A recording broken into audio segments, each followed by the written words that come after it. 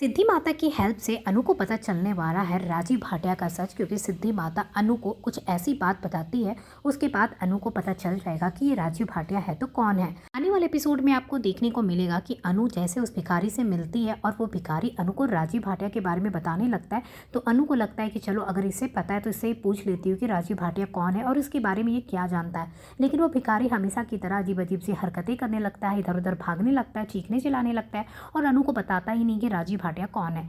ये भिखारी वही आदमी है जो बहुत पहले आर्या जब रहते थे किसी मोहल्ले में, जो गरीब वाला मोहल्ला था, उसी मोहल्ले में वो भिखारी भी रहा करता था। इसीलिए वो आर्या को अच्छे से पहचानता है और आर्या को देखकर अजीब अजीब सी हरकतें करता रहता है और अनु को बार बार आर्या के बारे में कुछ बताना चाहता है, क्योंकि आर्या के पास्ट के बारे में उसे बहुत कुछ पता है।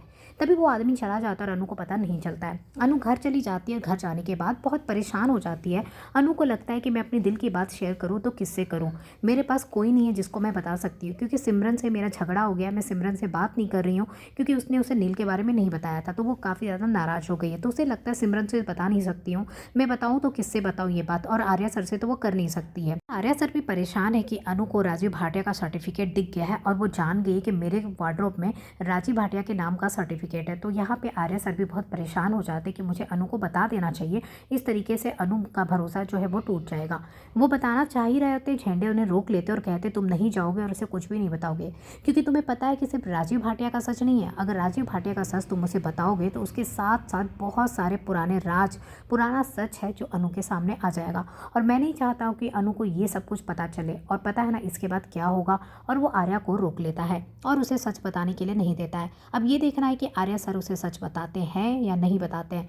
फिलहाल अनु अपने घर में बहुत परेशान है। उसके बाद अनु सोने के लिए चली जाती है। अनु जब सो जाती है तो रात में उसे फिर से अजीब अजीब से सपने आने लगते हैं। अष्टमी के दिन जो उसे हर बार सपना आता वही सपना आता है और वो घबरा कर उठती है और काफ़ी डर जाती है। तभी अपनी मम्मी पापा को बताती कि मुझे जो सपना आता था इस बार कुछ अलग सपना भी आया, मुझे कुछ अलग चीज़ भी दिखाई पड़े। उसके मम्मी पापा परेशान हो जाते हैं कि ये सब क्या हो रहा है बार बार अनु के साथ। फिर वो सिद्धि माता का दिया हुआ कुमकुम लगाती है और उसके बाद वो थोड़ी ठीक होती है, फिर उसे सुला देती है।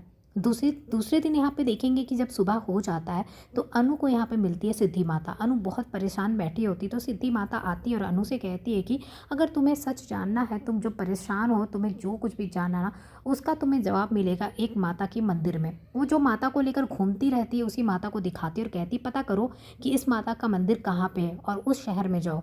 वहाँ जाने के बाद तुम्हें सारा सच पता चल जाएगा।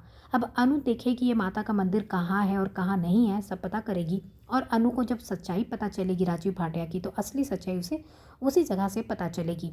फिलहाल अनु सारा सच जानने के लिए पूरी कोशिश करती हुई दिखाई देगी।